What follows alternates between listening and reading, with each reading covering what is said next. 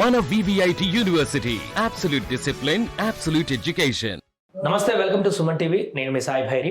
ప్రస్తుతం బంగారం ధరలు ఏ రకంగా ఉన్నాయి, గత కొన్ని రోజులుగా వరుసగా ఎందుకు తగ్గుతున్నాయి, రాబోయే రోజుల్లో ఇంకా ఇలానే తగ్గేటువంటి అవకాశం ఉంటుందా లేక పెరిగేటువంటి అవకాశం ఉంటుందా, దీనికి సంబంధించి మనం పూర్తిగా మాట్లాడి తెలుసుకునేటువంటి ప్రయత్నం చేద్దాం. మనతో పాటు ప్రముఖ gold specialist and stock market specialist S V Chalapathi గారు ఉన్నారు. సార్ నమస్తే. సార్ నమస్తే సార్, బంగారం ధరలు గత నెల రోజుల నుంచి చూసుకుంటే 1,92,000 ఒకనొక టైంలో, బట్ ఇప్పుడు 1,40,000 అటు ఇటుగా కొనసాగుతుంది. అంటే ఆల్మోస్ట్ ఒక 50,000 కనిష్టానికి తగ్గిపోయింది.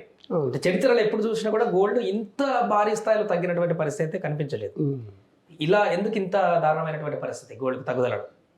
యాక్చువల్గా ఒరిజినల్ రేట్ తీసుకుంటే 1,23,000. అంటే ఇంకా తగ్గింది చాలా. అంటే 15% ట్యాక్స్ వేయడం వల్ల 1,43,000. లేకపోతే ఒరిజినల్ రేటు డాలర్ల ప్రకారం తీసుకుంటే ఈరోజు స్టాండింగ్ రేటు $129. 129 × 95 వేసుకున్నా కూడా మనకి 1,25,000 వస్తుంది, 1,23,000 వస్తుంది. దాని 15% అడిషనల్ ట్యాక్స్, దాని మీద మళ్ళీ GST వేశారు కాబట్టి 1,43,000కి దేకింది. అంటే యాక్చువల్గా పడిపోయింది ₹70,000, 50 కాదు. అంటే చరిత్రలో ఎప్పుడన్నా ఉందంటారా ఇంత ఇంత పెరగడం ఉన్నప్పుడు అంత తగ్గడం కూడా ఉంటుందండి. పెరగడానికి కారణం ఏంటి? రావట్లేదు, గోల్డ్ రావట్లేదు. రెండోది, గవర్నమెంట్లన్నీ విచ్చలవిడిగా గోల్డ్ కొన్నాయి. ఇండియానే కాదు, అన్ని దేశాలు కొన్నాయి. ఎప్పుడైతే అన్ని దేశాలు గోల్డ్ కొనడం మొదలెట్టిందో, ఉన్న గోల్డ్ తక్కువ, డిమాండ్ ఎక్కువగా రేటు పెంచారు వాళ్ళు. తయారు చేసే 3-4 కంట్రీలు అయ్యి, ఎక్కువ లేవు.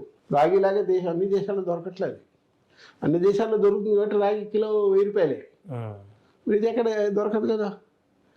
మీరు 1 టన్ను ఇసుక తవ్వితే మీకు 1 కేజీ దొరికితే ఎక్కువ. అది పరిస్థితి. మన కోలార్ గోల్డ్ ఫీల్డ్లో చూస్తే పెద్ద పెద్ద కొండలు కనిపిస్తుంటాయి. అవన్నీ తవ్వేసి పెట్టారనమాట. గోల్డ్ తీయంగా మిగిలిన పెట్టేది.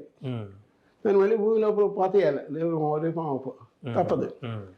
అంటే ఈ గోల్డ్కి ఇప్పుడున్న ఇంటర్నేషనల్ రేట్స్ ప్రకారం తీసుకుంటే $129 కాస్త రేపు పొద్దున 120కి వచ్చినా కూడా ఆశ్చర్యపడక్కర్లేదు.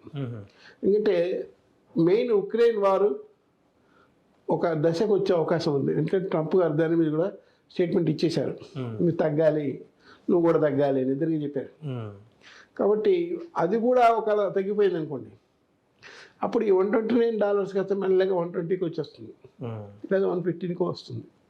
డిమాండ్ ఉండదు, ఎందుకంటే ఎవరు కొనరు. ఇక అన్ని సరుకులు మామూలుగా వస్తున్నాయి. హార్మోజ్ జలసంధి ఓపెన్ చేశారు, పెట్రోల్ ఫ్రీగా వస్తుంది, అన్నీ వస్తున్నాయి కదా. అన్నీ వస్తున్నప్పుడు మరి గోల్డ్ కూడా తగ్గిపోతుంది, గోల్డ్ కూడా ఫ్రీగా వస్తుంది, డిలే ఉండదు. మళ్ళీ ఈ ట్యాక్స్ వేయాల్సిన అవసరం కూడా బహుశా గవర్నమెంట్కి ఇంకొక 6-7 నెలల తర్వాత ఉండకపోవచ్చు. అప్పుడు ఈ 15% ట్యాక్స్ కూడా తీసేస్తారు. అప్పుడు మనం we can see gold at 1,23,000. అక్కడికి వస్తాం మనం. అంతకంటే ఇంకా తగ్గుదల చూడొచ్చా భవిష్యత్తులో? అదే లాస్ట్ అదే 123కి ఒక 6 నెలల తర్వాత గవర్నమెంట్ తీసే అవకాశం ఉంది. ఇప్పటికే ప్రెషర్ ఉంది, రేటు తగ్గింది కదా అని. ఇప్పుడు నిన్న పెట్రోల్ రేటు తీసుకుంటే, క్రూడ్ ఆయిల్ రేటు తీసుకుంటే ఫిబ్రవరి 25, అంటే వారు మొదలైన రోజు ఉంది, ఇరాన్ వారు మొదలైన రేటుకి వచ్చేసింది పెట్రోల్. హార్మోజ్ జలసంధి ఓపెన్ చేశారు, ట్రాన్స్పోర్టేషన్ ప్రాబ్లమ్స్ లేవు, గంటలు రోజు నిరీక్షించాల్సిన పని లేదు, ట్రాన్స్పోర్ట్ కాస్ట్ అంతకన్నా లేదు, నార్మల్ కాస్టే. కాబట్టి ఓవరాల్గా తీసుకుంటే మాత్రం ఇంకా తగ్గడమే తప్పించి ఇంకా పెరిగే అవకాశాలు ప్రస్తుతానికి లేవు. రెండోది, మ్యాక్సిమం పీరియడ్ అంటే మార్చి నుంచి మే దాకా 3 వెళ్ళిన తర్వాత ముహూర్తాలు బోర్డు జరిగిపోయినాయి. ఇంక మళ్ళీ ముహూర్తాలు వచ్చేది మళ్ళీ ఆగస్టు చివరిలో కదా, అప్పటికి తగ్గుతుంది ఇంకా.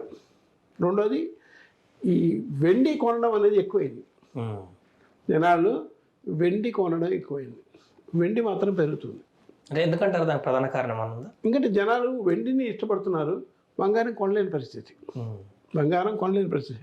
ఓ పుస్తల తాడు కోసం అటు కొంటున్నారు తప్ప బంగారం కొనాల్సిన పరిస్థితి లేదు.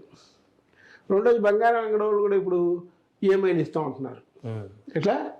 ఈఎంఐలు మొదలెట్టారు. సో ఈఎంఐలు మొదలుపెట్టి అక్కడ కూడా ఓ బజాజ్ వాళ్ళు, టాటా వాళ్ళు, బిర్లా వాళ్ళు కూర్చొని లోన్లు ఇస్తున్నారు. సో ఇలా పెంచాల్సింది తప్పించి ఆర్టిఫిషియల్గా న్యాచురల్గా ఉండేటువంటి డిమాండ్ తగ్గింది హై రేట్ వల్ల. పాత బంగారం కొంటాము, ఇంకో 100 గ్రాములు ఎక్స్ట్రా ఇస్తాము, ఈ ప్రయత్నం కూడా మనం చూస్తున్నాం. అంటే ఓవరాల్గా తీసుకుంటే గోల్డ్కి ఇంటర్నేషనల్గా డిమాండ్ తగ్గింది. ఆర్బీఐ కూడా కొనడం మానేశారు. చెప్పారు కదా మాకు 880 టన్నులు ఉన్నాయి, ఏ కొనం అన్నారు. రేటు తగ్గింది కదా ఇంటర్నేషనల్గా, అందువల్ల గోల్డ్ రిజర్వ్స్ కూడా తగ్గాయని చెప్పారు. గవర్నర్ చాలా క్లియర్గా చెప్పారు మన స్టేట్మెంట్లో కూడా. అందువల్ల గోల్డ్ ఇంకా కొనేది లేదు కాబట్టి ఆర్బీఐ కూడా పెద్ద డిమాండ్ ఉండదు. ఆర్బీఐ వాళ్ళు కూడా టన్నులు కొన్నా అనుకోండి, ఆటోమేటిక్గా డిమాండ్ పెరిగిపోతుంది.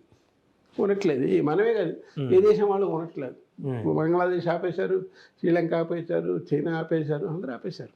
అంటే ఇన్వెస్టర్లు కూడా మరి ఎందుకు అంటే వాళ్ళు ఎక్కువ ఇంట్రెస్ట్ చూపిస్తుంటారు కదా ఇలాంటి గోల్డ్ మీద, మరి వాళ్ళ తరఫున కూడా ఏం ఫ్లోటింగ్ ఏం కనిపించలేదు. గోల్డ్ ఈటీఎఫ్లు ఉన్నాయండి, ఇన్వెస్ట్మెంట్ చేసే వాళ్ళు ఉన్నారు.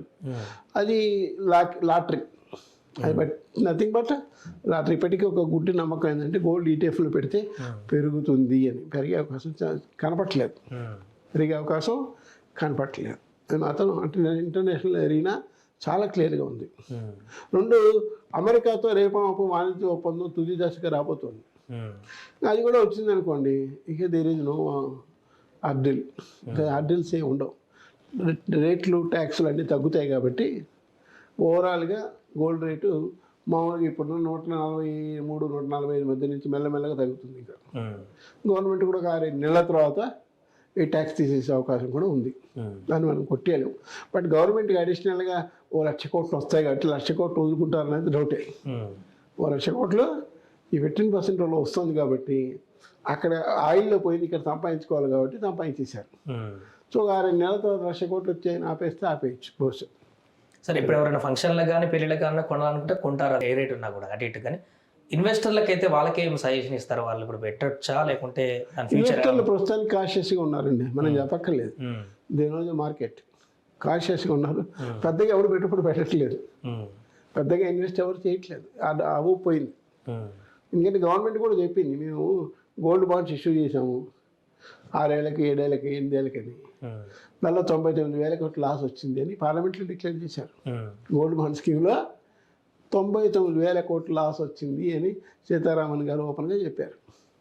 సో ఆ సీజన్ అయిపోయింది. ఇక ఇప్పుడు ఉన్న పరిస్థితిలో గోల్డ్ కొనడం కానీ గోల్డ్ మీద లోన్లు తీసుకునే వాళ్ళు తప్పించి ఎవరు ఉండరు. గోల్డ్ మీద లోన్లు మాత్రం చాలామంది తీసుకుంటున్నారు. బ్యాంకుల్లో గోల్డ్ లోన్లు 3 ఏళ్ల క్రితం 89,000 కోట్లు ఉంటే మే చివరి శుక్రవారానికి అది 4,76,000 కోట్లు అయింది.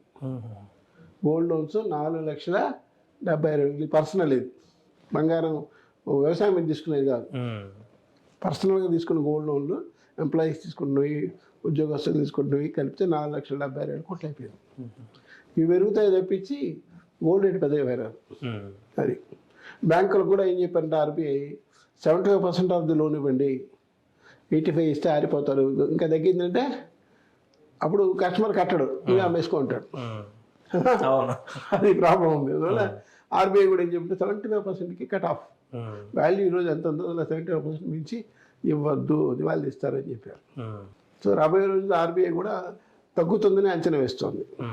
అది right sir, thank you so much. అది ప్రస్తుతం బంగారం ధరలకు సంబంధించినటువంటి వివరాలు. ఇక రాబోయే రోజుల్లో ఇలాంటి ఒడిదుడుకుల్లో ఇంకా తగ్గుదలే ఉంటుంది తప్ప ఇప్పట్లో అయితే భారీగా పెరిగేటువంటి అవకాశం లేదంటూ కూడా వారు చెప్తున్నారు.